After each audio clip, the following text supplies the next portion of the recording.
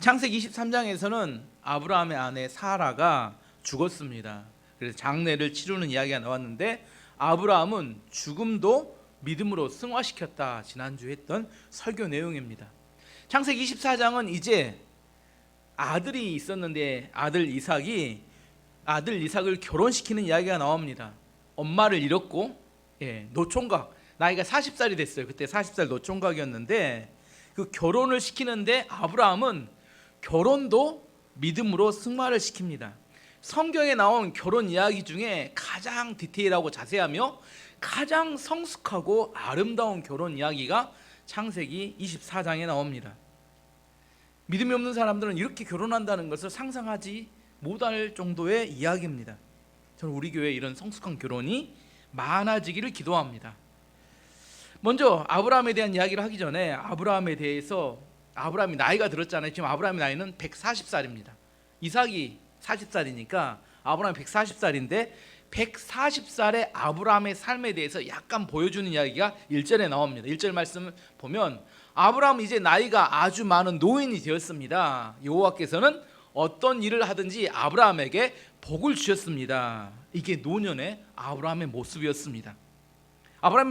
노년의 아브라함의 모습은 어떤 일을 하든지 복을 주셨다는 거예요. 한마디로 아브라함이 손을 대는 것마다 일이 풀리고 열매가 많이 맺히고 주변 사람들과 좋은 관계에서 평안과 행복 가운데 살았다. 이게 아브라함의 노년의 삶의 모습이었다는 겁니다.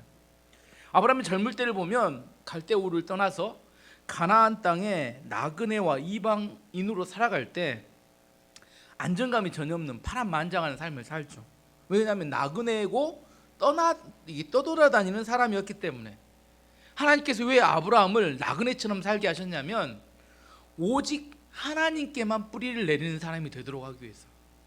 어떤 땅이 아니라, 어떤 사람이 아니라, 어떤 재산이 아니라 하나님께 뿌리 내리는 삶을 살도록 하기 위해서 나그네의 삶을 살도록 했습니다. 아브라함의 안정감은 하나님이어야 되고 그의 모든 기초는 하나님이 되도록 하는 훈련을 하셨던 것이 아브라함의 그의 평생 살았던 삶의 내용이었어요.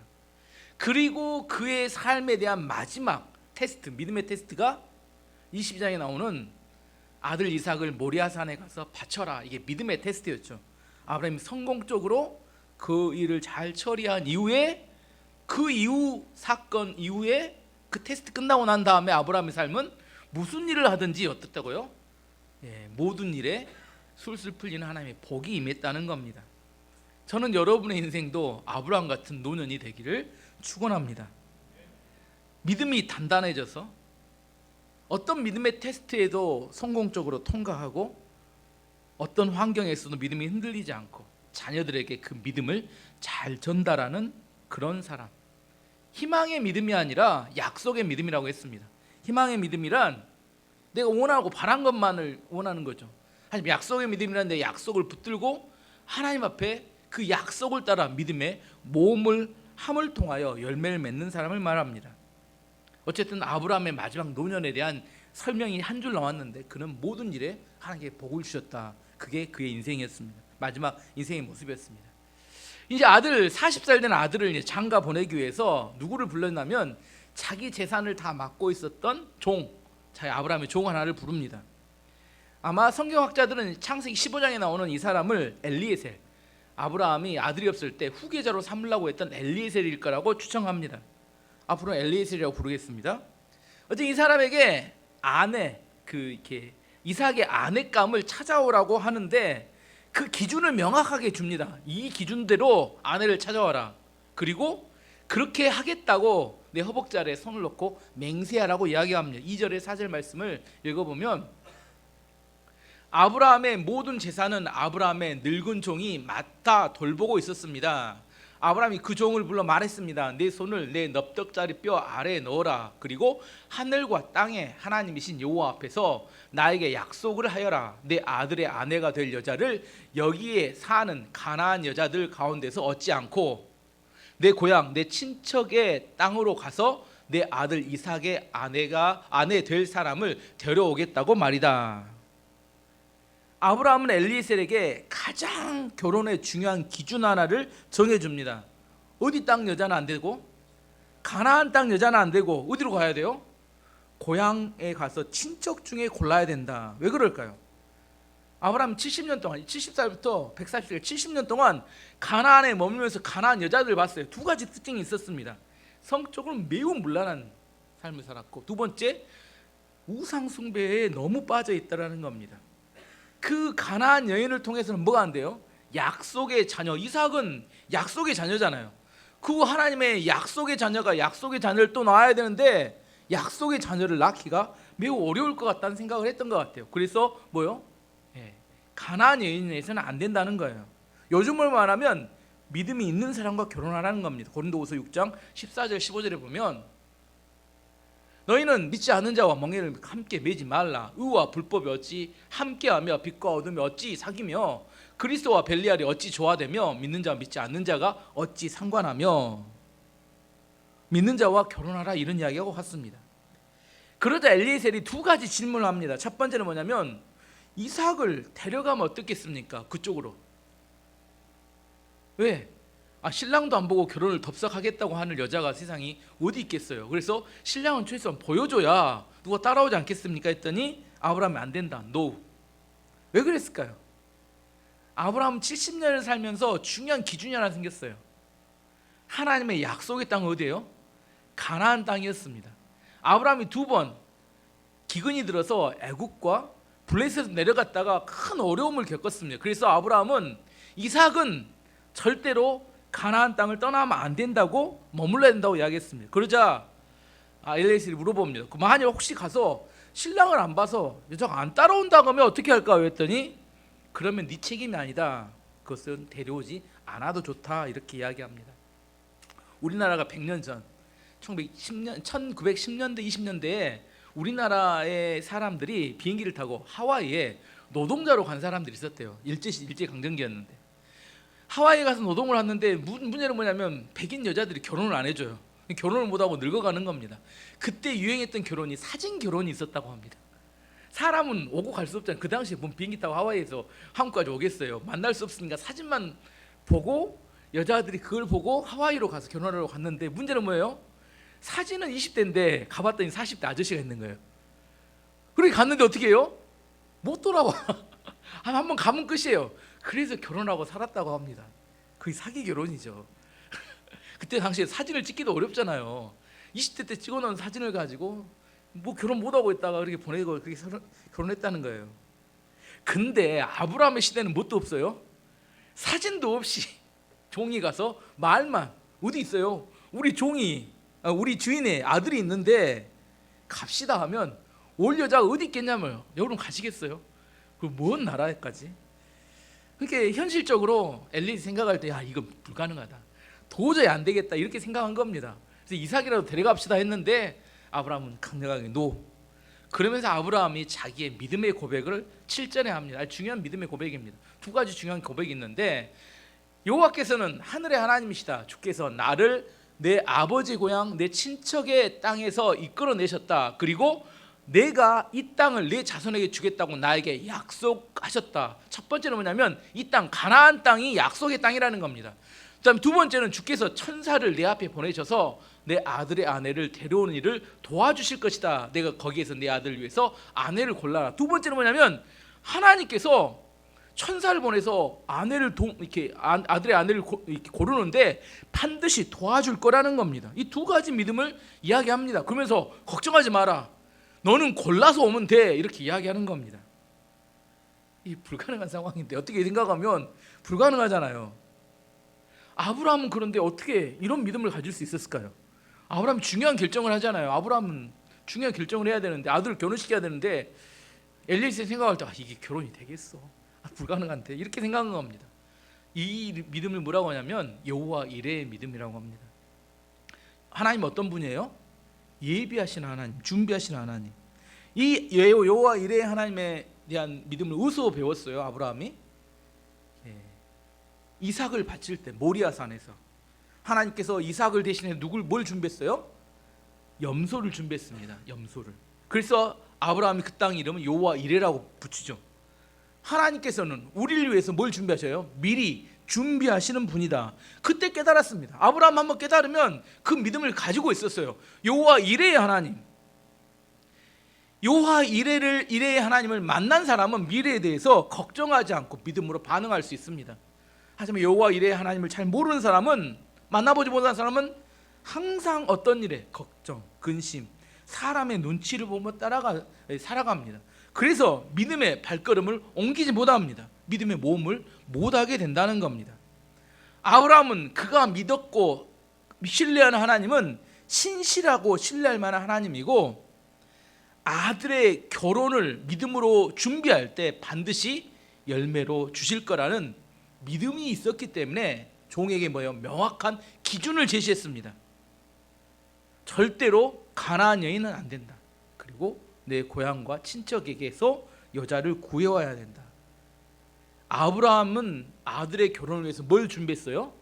명확한 기준, 믿음의 기준을 준비했습니다. 이렇게 해서 이제 아브라함의 종 엘리에셀이 명령을 따라서 이제 어디로 가요?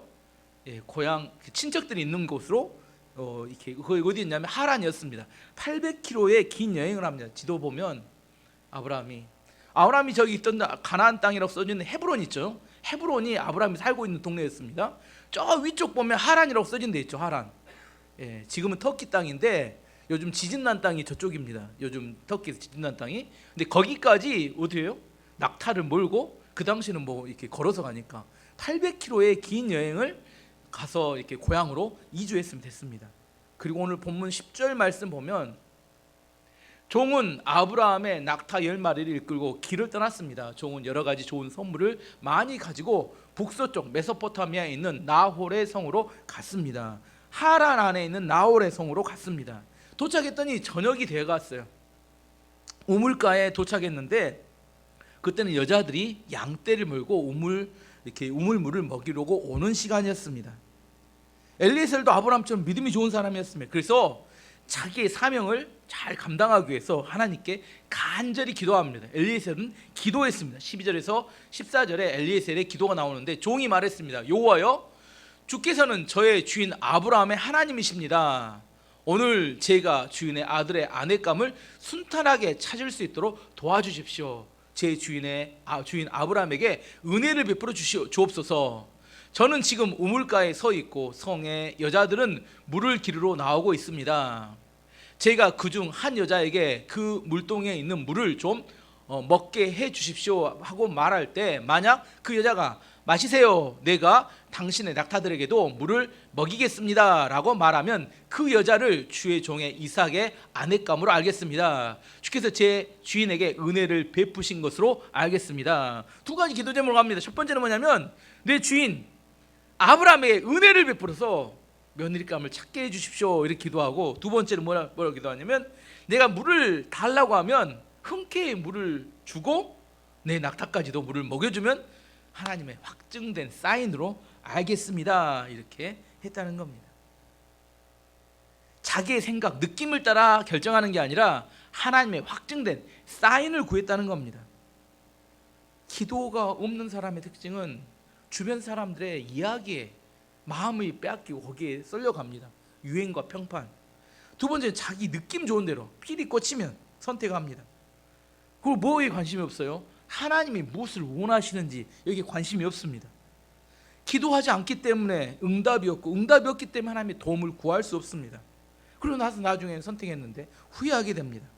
엘리에셀은 중요한 건 기도하는 사람이었다는 겁니다. 기도함으로 주인이 정해진 기준을 따라서 여자를 선택할 수 있도록 해달라고 간절히 기도했습니다. 그리고 그 기도를 따라서 응답을 받죠. 열매를 맺습니다. 우리가 왜 열매 없는 삶을 사느냐? 기도하지는 않고 기도하는 척만 하고 하나님의 인도하심을 받아들이지 않기 때문입니다. 기도란 이런 겁니다. 하나님께서 내 기도를 들으시고 나를 인도하실 것에 대한 마음을 열어놓는 거죠. 그래서 하나님이 인도하시면 따라가는 겁니다. 근데 뭐예요? 이미 다 결정했어. 난 이렇게 갈 거야. 하나님 여기 가서 빨리 좀 도와줘요. 이미 자기가 결정을 했어. 이거 하나님 인도하심이 아니죠. 하나님 인도하시면 뭘 말해요? 내가 결정하는 게 아니라 하나님의 결정을 구하며 하나님의 인도하신 것 확증의 사인을 받고 하나님의 도움을 따라가겠다는 걸 말하는 겁니다. 엘리에셀은 기도하는 사람이었고 하나님의 인도하심을 따라 열매 맺는 법을 알고 있었던 사람이 이게 훈련된 사람입니다. 이런 사람이 귀합니다. 이렇게 훈련된 사람, 아브라함 참 복이 많았다 생각이 듭니다. 이런 사람이 있으면 참 좋겠어요. 엘리에셀이 기도를 딱 마치고 나자 눈을 딱 떴는데 누가 나타났어요? 리브가가 딱 나타났습니다. 그리고 이제 리브가를 자세히 관찰하기 시작합니다. 왜? 기도했으니까. 내 마음이 정한 게 아니라니까. 기도하고 나서 이제 그 기준에 맞는 여자가 아니를 관찰합니다. 16절에 보면 리브가에 대해서 이렇게 말합니다. 리브가는 매우 아름다운 처녀이며 남자와 가까이 한 적이 한 번도 없었습니다. 리브가는 우물가로 내려가서 물동에 물을 채워가지고 올라왔습니다. 리브가의 두 가지 특징이 먼저 나오는데, 첫 번째는 리브가는 매우 아름다운 여자였다는 겁니다. 여자는 자기 자신을 꾸밀 줄 알아야 합니다. 외적인 아름다움이 아니라 저는 정말 중요한 게 매력이라고 생각합니다. 자기만의 독특한 매력을 만들 줄 아는 사람이 멋진 사람입니다. 두 번째, 리브가는 남자를 가까이 하지 않은 순결한 여자였습니다. 요즘 이 시대는 소돔과 고모라가 깜짝 놀랄 만큼 문란한 시대가 되었습니다. 남자고 여자고 문란하게 살아가는 것을 부끄러워하지 않는 시대로 변해가고 있습니다. 하지만 성경은 순결이 중요하다고 이야기합니다. 로마 시대, 초창기 기독교 시대에, 기독교 예수님이 돌아가신 지 얼마 안 된 300년 사이에 성도들에게 그때 중요한 기준은 성적 순결이 매우 중요한 덕목이었습니다. 상대적으로 그 시대, 로마 시대에는 많은 여자, 대부분 여자들이 문란하게 살았어요. 근데 로마 귀족들이 이중적이었습니다. 자기는 문란하게 살고 막 그런 여자들과 살면서 자기 결혼만은 어떤 여자하고 하고 싶어요? 결혼만은 누구 하고 싶어요? 순결한 여자하고 가고 싶었다니까요. 왜? 아들을 낳아야 되는데 문란한 여자하고 결혼하면 뭐가 어떻게 해요? 이게 누구 아들인지 어떻게 알아요? 이게 싫어서 순결한 여자하고 하고 싶었는데, 그래서 누구를 고르게 돼요? 그 시대에 순결한 여자는 누구밖에 없었어요? 기독교인들. 순결함을 기준으로 생각하는 기독교 여자들, 이렇게 성도들, 여자들, 처녀들이 그 자기의 순결을 지키니까 그 로마 귀족의 1순위 결혼 대상자가 누구였냐면 기독교 처녀들이었습니다. 그래서 기독교 처녀들이 로마 귀족들과 결혼을 많이 했어요. 로마 귀족하고 기독교 처녀 결혼하잖아요. 그럼 아들을 낳았어요. 근데 이 기독교 여자들이 아들을 낳고 난 다음에 신앙교육을 시키는 겁니다. 종교교육을 시켜요. 하나님을, 예수님을 믿도록 만들어요. 근데 이 아들이 나중에는 시간이 지나면 뭐가 돼요? 귀족이 돼요. 이 귀족 사회 안에서 점점 기독교인이 늘어나는 겁니다. 그래서 AD 313년에 로마에 기독교가 공인이 될 때 수많은 귀족들이, 그리스도인들이 있었기 때문에 그게 가능했던 겁니다. 아시겠죠? 순결이 능력이에요. 그 시대의 순결을 다 우습게 생각했습니다. 하지만 순결을 지켰기 때문에 그 시대가 하나님께서 능력 있게 역사할 수 있는 시대가 되었다는 겁니다. 시대를 탓하지 말아야 합니다. 우리는 시대가 어떻고 뭐가 어떻다 하지만 우리의 욕망을 제어할 줄 알아야 합니다. 갈라디아서 5장 24절이 우리에게 이야기합니다. 그리스도 예수의 사람들은 육체와 함께 그 정욕과 탐심을 십자가에 못 박았느니라. 노력했다고 충분하지 않습니다. 노력이 충분한 게 아니라 성경은 말합니다. 내 손이 혹시나 범죄의 도구가 되었다면 손을 잘라버리고 천국에 가는 게 더 낫다, 이렇게 이야기합니다. 마가복음 9장 43절 보면 만일 내 손이 너를 범죄하게 하거든 찍어버려라. 장애인으로 영생에 들어가는 것이 두 손을 가지고 지옥 곧 꺼지지 않는 불에 들어가는 것보다 나으니라. 죄에 대해서 단호하라고 예수님은 우리 가운데 말씀하십니다. 리브가는 순결한 여자였습니다. 어쨌든 이 두 가지 특징을 발견하고 엘리에셀은 리브가에게 계획했던 대로 뭘 달라고 해요? 물 좀 달라, 이렇게 요청을 합니다. 18절 19절 보면 리브가가 말했습니다. 내 주여 마시세요 하며 급히 어깨에 물동이를 내려 종에게 마시게 했습니다. 종이 물을 다 마시자 리브가가 말했습니다. 제가 물을 기르다가 낙타들에게도 마시게 하겠습니다. 놀랍게도 누가 제일 놀랐을까요? 엘리에셀이 기도하자마자 눈을 뜨고 말했는데 바로 첫 번째 여자가 딱 기도한 대로 그대로 자기에게도 물을 주고 낙타에게도 물을 주겠다는 겁니다. 이 엘리에셀의 마음이 어땠을까요? 깜짝 놀랐지만 또 약간 충격이 됩니다. 뭐가 충격이 돼요? 이거 우연 아닌가? 막 이런 생각 있잖아요. 이거 이 지방 여자들은 다 친절한가? 내가 기준을 너무 낮췄나? 막 이런 생각 있잖아요. 왜 이런 생각을 해요? 하나님의 응답임에도 불구하고 내가 했던 기도에 대해서 자기도 안 믿어. 자기도 자기 기도를 안 믿어요. 하나님이 딱 맞춰서 응답을 해줬으면 뭐예요? 감사하고 그걸 받아들여야 되는데 기도하고도 자기가 안 믿으니까 자기가 의심을 해요. 우연 아닌가 등등등.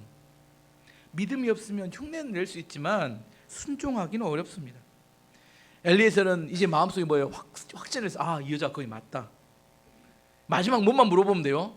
어느 가문 출신이냐? 이것만 알면 되잖아요. 지금 어느 가문 출신이만 확인하면 됩니다. 그래서 23절에 이렇게 물어봅니다. 그러면서 종이 물었습니다. 아가씨는 어느 분의 따님이신지요? 아가씨 아버지 집에 우리들이 하룻밤 묵어갈 방이 있겠는지요? 직접 말하지 않고 질문을 섞어서 이야기합니다. 지금 말하면 너무 뻔하게 드러나니까. 그랬더니 리브가가 이야기해 줍니다. 24절 25절 보면 리브가가 대답했습니다. 제 아버지는 밀가와 나홀의 아들 부두엘입니다. 밀가와 나홀이 결혼했는데 그 아들로 부두엘입니다. 리브가가 계속 말했습니다. 우리 집에는 낙타에게 먹일 여물도 있고 여러분이 하룻밤 묵어 갈 수 있는 방도 있습니다. 나홀은 누구냐면 아브라함의 친동생. 아브라함은 3형제가 있었는데 3형제 중에 아브라함이 큰아들, 두 번째가 나홀, 세 번째가 하란이었습니다. 그게 창세기 11장 27절에 나옵니다. 데라의 족본이 이러하니라. 데라는 아브라함입니다. 두 번째 나홀과 하란을 낳고 하란은 롯을 낳았습니다. 나홀이 누구였다고요? 아브라함의 바로 아래 동생이었습니다. 엘리에셀은 뭐예요? 완전히 기도했던 그대로 아브라함이 말했던 그 기준 그대로의 완벽한 응답을 받게 되고 너무나 기뻤습니다. 그리고 그 순간 그는 마음에서 감사와 예배와 찬양이 터져 나옵니다. 26절, 27절 보면 종은 머리 숙여 여호와께 예배 드렸습니다. 종이 말했습니다. 제 주인 아브라함의 하나님이신 여호와를 찬양합니다.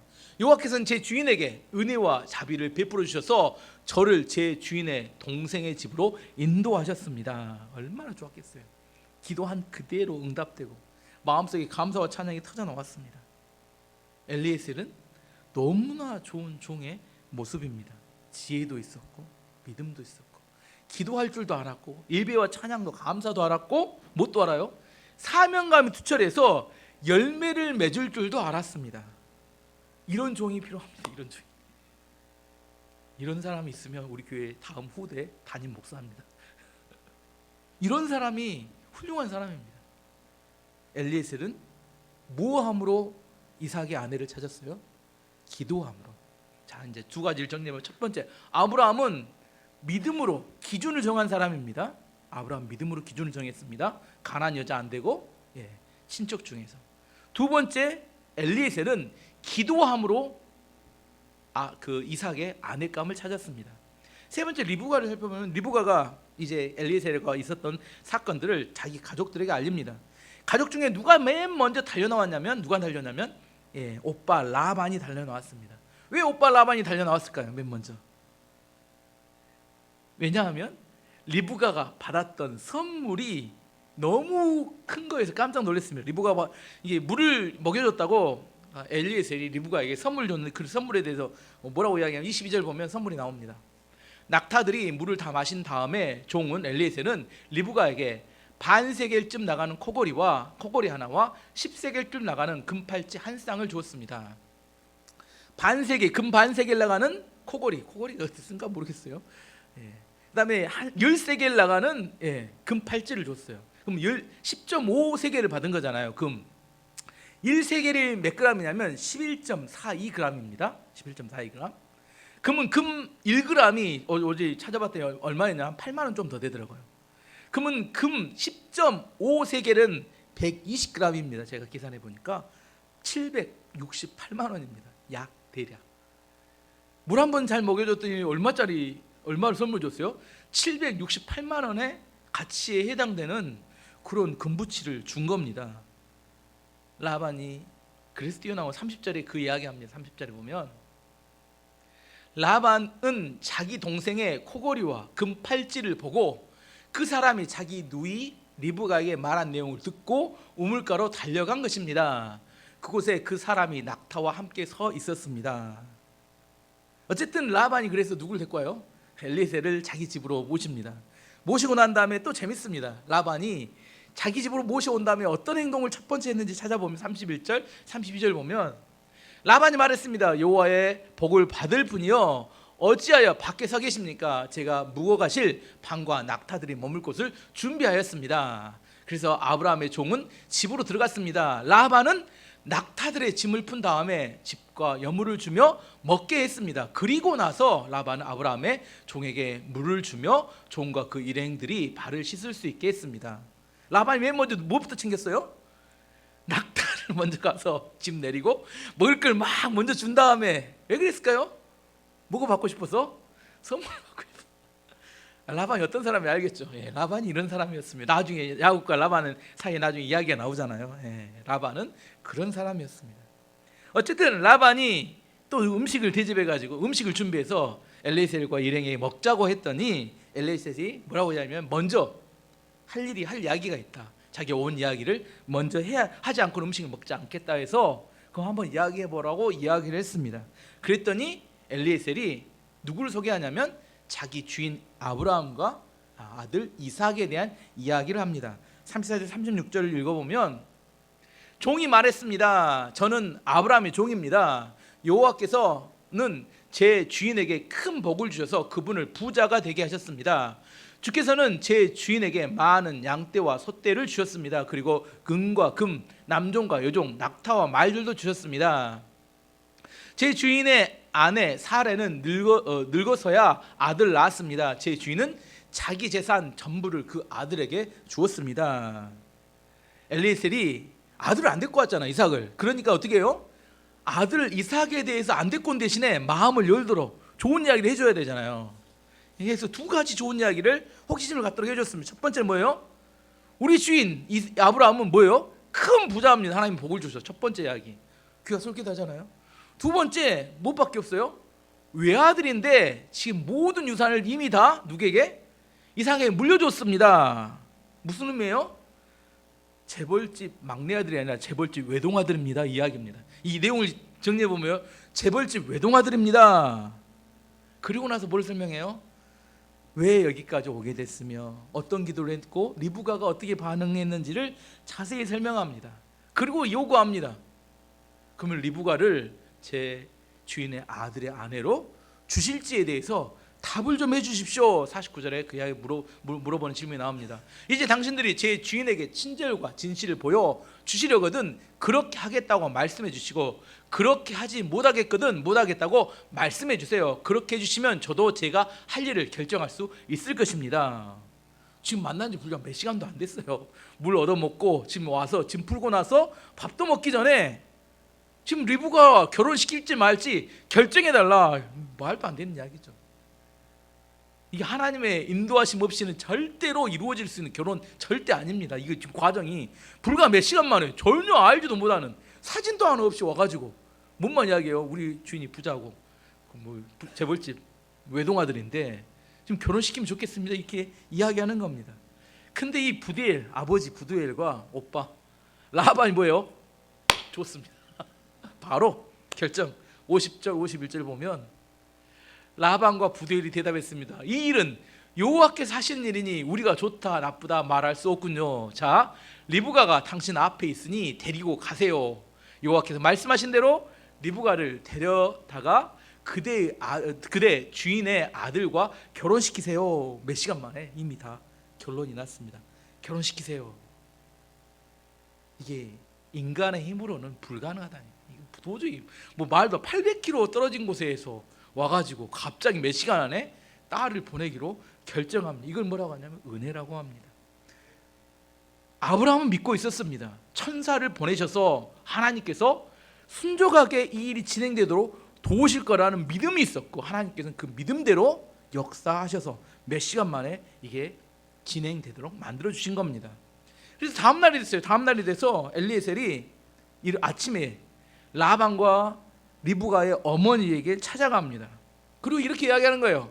이 결혼하기로 결정했으니까 당장 오늘 떠나고 싶습니다. 라반 이야기하는 겁니다. 아니 그래도 한 10일 정도는 이제 말미를 주어 가지고 우리가 이별할 그런 시간이라도 줘야 되지 않겠습니까? 그랬더니 결정된 일이면 우리 주인에게 빨리 가서 알리고 싶습니다. 이렇게 이야기합니다. 그랬더니 라반이 뭐냐면 그러면 이것을 우리가 결정하지 말고 리브가에게 맡겨서 결정한 대로 따라갑시다. 고 이야기합니다. 아마 라반은 머물고 있을게라고 생각하고 이야기했던 것 같아요. 리브가에게 가서 이야기했습니다. 리브가 뭐라고요? 당장 떠날랍니다. 딸은 키워도 소용이 없구나. 당장 떠날랍니다. 가족들 입장에서 어떻게 생각하면 서운할 수 있는 결정이었습니다. 하지만 여기 중요한 관점을 보면 이 결혼을 결정한 건 리브가는 아니면 리브가는 이 결정권이 없었어요. 그 당시에는 결혼을 누가 시켜요?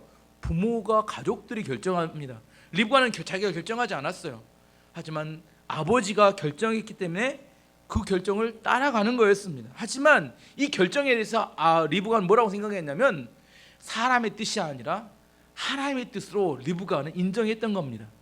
이걸 하나님께서 인정하시는 결혼이라면 미루지 않고 바로 떠나가기를 결정한 믿음의 결단을 하게 된 겁니다. 자, 여기까지 이야기 중에서 이제 리브가는 어떤 사람인지 6가지를 한번 정리해 보도록 하겠습니다.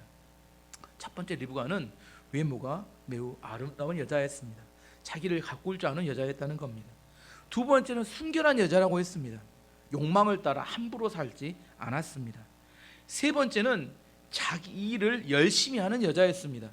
이쁜 척만 하고 게으른 여자 이거 아니라 뭐예요? 양떼에게 물을 먹이고 그것을 위해서 이렇게 양떼를 몰고 가서 우물에 물을 먹일 줄 아는 자기 일을 충실하게 하는 그런 여자, 열심히 사는 여자였습니다. 네 번째는 친절한 여자였습니다. 잘 모르는 사람이 물 좀 주세요. 저 힘들게 물을 떠갖고 왔는데 하자 외면하지 않고 기꺼이 그 사람에게 물을 줄 줄 아는 친절한 여자였어요. 남자들은 친절한 여자를 좋아합니다. 요즘 여자들은 너무 드세서 무섭습니다. 실제로 저도 이렇게 병원에서 보호자들 보면 남자들 보호자는 괜찮은데 여자들 보호자들은 드세고 무섭습니다. 아무튼 조심해야 돼요. 남자들은 친절한 여자를 좋아한다니까요. 다섯 번째는 주변을 둘러볼 줄 아는 여자였습니다. 엘리에셀에게만 물을 준 게 아니라 돌아봤으니까 뭐가 있는가 봤어요? 낙타 10마리가 있는 것도 보고 그 낙타에게도 물을 줄까요? 이리 물어봤어요. 이게 결정적이었죠. 이게 이삭과 결혼할 수 있었던 결정적인 단서가 된 게 뭐예요? 낙타에게 물을 줄 수 있는 그런 삶, 그런 인격이 되었다는 겁니다. 우리에게 좋은 기회가 없는 게 아니라 기회를 붙잡을 만한 인격이었기 때문에 기회를 놓치는 경우도 많을 수 있다는 생각을 할 줄 알아야 합니다. 어쨌든 리브가는 그런 인격이 되었습니다. 마지막 6번째는 믿음의 결단력이 있는 여자였어요. 하나님의 뜻이 분명하면 미루지 않고 그 따라 미적거리지 않고 순종할 수 있었다는 겁니다. 리브가는 한마디로 밝고 예쁘고 성품도 좋고 믿음도 좋고 이런 여자는 어디다 데려다 놔도 행복할 수 있어요. 리브가를 이렇게 설명합니다. 불행한 상황에서도 행복을 만들어낼 수 있는 그런 여자다. 그런 성품을 가진 여자다. 어떤 사람과 결혼해야 될까? 어떤 사람과 결혼해야 돼요? 이렇게 성품이 밝고 친절한 사람이 좋습니다. 제 생각하기에는. 성품은 결코 단기간 내에 만들어지지 않습니다. 어떤 여자가 좋아요? 밝고 친절한 여자가 좋다니까요. 미혼이라면, 여러분이 미혼이라면 성품 좋은 배우자를 위해서 기도할 줄 알아야 합니다.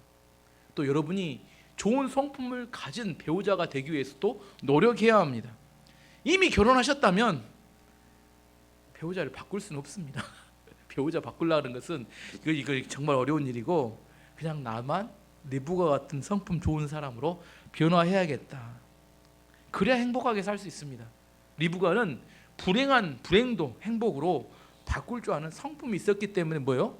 기회를 잡을 수 있었던 겁니다. 부자 재벌집 외동아들과 결혼할 수 있는 기회는 그가 가지고 있었던 성품 때문에 주어진 겁니다. 그리고 그는 믿음의 결단을 했습니다. 여기까지 세 가지. 네 번째 하기 전에 정리해 보면 아브라함은 믿음의 기준을 세웠습니다. 엘리에셀은 종이었는데 기도함으로 여자를 찾았습니다. 세 번째, 리브가는 좋은 성품을 가지고 있어서 기회를 잡았고 믿음의 결단을 통해서 그것을 순종할 수 있었습니다. 마지막 네 번째, 엘리에셀이 그래서 리브가를 데리고 누구에게 데리고 가요? 이삭에게 데리고 왔습니다. 이삭의 특징이 뭐냐면 이삭은 순종의 사람으로 유명합니다. 이삭은 모리아산에서 아버지가 그를 잡으려고 이렇게 꽁꽁 묶어가지고 이렇게 제단에 올려놓을 때 도망갈 수 있었어요. 근데 아버지가 묶을 때 뭐예요? 도망가지 않고 묶여요. 꼭 예수님과 똑같죠. 할 수만 있으면 이 잔을 내게서 옮겨달라고 하지만 내 원대로 마옵시고 뭐예요? 아버지의 원대로 되기 원합니다. 이삭이 도망갈 수 있었음에도 불구하고 묶었을 때 그냥 묶입니다. 아버지의 말에 순종했어요. 지금 이삭의 결혼을 준비할 때 아버지가 아마 이 상황을 설명했을 것 같아요. 엘리에셀을 내가 멀리 보내서 네 배우자감을 찾아오게 될 텐데 그 여자와 결혼해라 이렇게 하겠는데 이삭은 거절하지 않았습니다. 요즘 뭐라게요? 내 필이 꽂혀야 돼. 내 마음에 찌릿찌릿 감정이 뭐 이렇게 전기가 와야지. 그 사람하고 결혼해야지. 모르는 여자와 어떻게 결혼합니까? 이렇게 반항할 수 있잖아요. 요즘 이야기하면 시대가 어느 시대인데 아닐까요? 근데 이삭은 반항하고 저항하지 않았습니다. 아버지의 말씀에 순종합니다. 66절 67절에 어떻게 순종했는지 이야기가 이렇게 나옵니다. 종이 이삭에게 지금 일어난 일들을 다 이야기해 주었습니다. 엘리에셀이 이야기해 줬습니다. 종의 말을 들은 이삭은 리브가를 자기 어머니 사라의 장마고 데리고 왔습니다. 리브가는 이삭의 아내가 결혼을 먼저 했어요. 결혼 먼저 했습니다. 이삭은 리브가를 매우 사랑했습니다. 결혼하고 사랑을 두 번째 사랑했습니다. 어머니를 여인 이삭은 리브가를 통해 위로를 얻었습니다. 일반적으로 뭐예요? 사랑해야 결혼하고 이렇게 생각하잖아요. 근데 이삭의 과정을 보면 결혼하고 사랑한 다음에 위로를 얻었다. 이게 이삭의 과정이라니까요. 그래서 불행했느냐? 그렇지 않았다는 겁니다. 자, 여기서 중요한 질문이 다 궁금해합니다. 그러면 자유연애 결혼을 하는 게 좋은 겁니까? 중매 결혼을 하는 게 좋은 겁니까? 뭐가 좋을까요? 결론은 없습니다. 제가 내린 결론은 뭐냐면 자녀들에게 신앙 교육을 잘 통해서 성숙한 신앙을 가진 자녀라면 자녀들의 판단에 맡기는 게 저는 좋다고 생각합니다. 하지만 자녀들이 신앙이 미숙하고 인격이 미숙하면 부모의 믿음을 따라 순종하도록 하는 것도 좋다고 생각합니다. 그건 자녀의 상황에 따라 부모가 결정할 수 있다고 생각합니다. 하지만 지금까지 제가 이야기했던 네 가지, 자, 아브라함은 뭐가 있었어요? 믿음의 기준이 있었습니다. 아브라함 믿음의 기준이 있었어요. 아브라함의 종은 뭐가 있었어요? 기도함으로 사람을 찾는 기도가 있었습니다. 리브가는 뭐가 있었어요? 그는 친절한 좋은 성품이 있었고 믿음에 결단할 수 있는 결단력이 있었습니다. 네 번째 이삭은 뭐가 있었어요? 순종하는 사람이 아버지 결정에 순종하는 사람이었습니다. 이래서 두 사람이 결혼을 합니다. 그러면 지금 이 결혼의 최종적인 결정권 허가자는 누구였을까요? 하나님이셨습니다. 이 결혼은 거의 불가능한 일이라니까요. 이게 아브라함과 이삭이 결혼한다는 것은 정말 100만 분의 1의 확률에 이게 거의 한 과정만 삐끗해도 틀어져 버려요. 리브가에게 뭐 800km를 떠나서 거기를 찾아간다는 것도 어렵고 딱 기도하고 난 다음에 그 리브가 나타난 것도 어렵고 그 부모가 그 몇 시간 사이에 결정한다는 것도 어렵고 이삭이 바다리 이 모든 과정에 여기에 총 출동한 이렇게 사람들의 그 모든 과정이 하나님이 순종하게 인도하지 않으시면 어느 한 군데만 틀려도 절대 결혼이 이루어질 수 없는 그런 결혼이었습니다. 그런데 하나님께서 허락하셨기 때문에 이 결혼이 성취된 겁니다. 잠언 16장 9절이 우리에게 이렇게 이야기합니다. 사람이 마음으로 자기 길을 계획할지라도 그의 걸음을 인도하시는 이는 여호와시니라. 아멘. 이 여호와 하나님을 믿을 수 있는 믿음이 있어야 합니다. 하나님의 선하심과 인도하심을 믿어야 합니다. 여호와 이레 우리를 위해서 준비하신 하나님을 믿어야 합니다. 나에게 복을 주셨던 하나님께서 내 자녀에게도 복을 주실 거라는 사실을 믿어야 합니다. 이런 믿음이 있을 때 우리는 하나님께 기도하고 맡길 수 있는 겁니다. 내가 모든 걸 통제하려고 해. 절대 통제되지 않습니다. 하나님을 신뢰하고 믿고 맡길 수 있어야 합니다. 필이 꽂혀야 결혼한다. 그 여자 아니면 못 살겠다. 나중에 그 여자 때문에 못 살겠다 이렇게 바뀝니다. 조건을 보고 결혼합니다. 다 좋은데 뭐만 안 나와요? 교회만 안 나온대요. 몇 년 가면 분명히 후회하게 됩니다. 중요한 게 뭐예요? 우리 안에 네 가지 오늘 중요한 기준에 대한 이야기를 했습니다. 믿음의 기준이, 말씀의 기준이 있어야 합니다. 충분한 기도가 있어야 합니다. 믿음의 결단이 있어야 합니다. 그리고 순종을 통해서 하나님이 원하시는 결혼이 이루어질 수 있습니다. 지금 제가 처음에 설명했습니다. 성경에서 가장 성숙하고 멋진 결혼의 모습이 오늘 창세기 24장에 나왔다고. 이런 결혼이 우리의 실제 삶에서 일어나는 것이 쉽지 않습니다. 제가 많이 결혼을 봐보지만 대부분 이렇게 결혼 못합니다. 그래서 기도해야 합니다. 주님, 믿음의 결혼이 나와 우리 가정 가운데 일어날 수 있기를 기도해야 합니다. 이런 멋진 결혼의 모습이 저는 우리 교회에서 많이 있었으면 하는 간절한 바람으로 지금 제가 설교하는 겁니다. 실제로 이런 결혼은 있게 된다면 정말 축복 중에 축복입니다. 여러분, 자녀를 위해서 기도하셔야 합니다. 아까 제가 제 4가지 이야기했던 거, 그 자녀들의 믿음의 성숙과 그 좋은 배우자를 위해서 기도하셔야 합니다. 세상은 험합니다. 우리의 믿음이 없이 세상을 살아갈 수 없습니다. 하나님의 은혜와 축복 없이도 살아가기도 너무 어렵습니다. 잘못 삐끗하면 수없이 많은 이혼과 외도와 갈등 속에 무너질 수밖에 없습니다. 뭘 믿고 살아가야 합니까? 하나님께서는 오늘 아브라함, 나이 든 아브라함이 정말 자녀를 위해서 기준을 세우고 기도함을 통하여 정말 너무나 멋진 이런 기록이 성경에 있다는 것 자체가 너무 좋다고 생각을 합니다. 과연 나는 우리 자녀들을 어떻게 결혼시킬 것인가? 자녀들 와서 이야기합니다. 필이 꽂혀야 된대요. 자기 마음에 감동이 아니면 안 된다는. 어떻게 할 겁니까? 때려 죽이지도 못하고. 왜 그렇게 그런 결과가 나타났어요?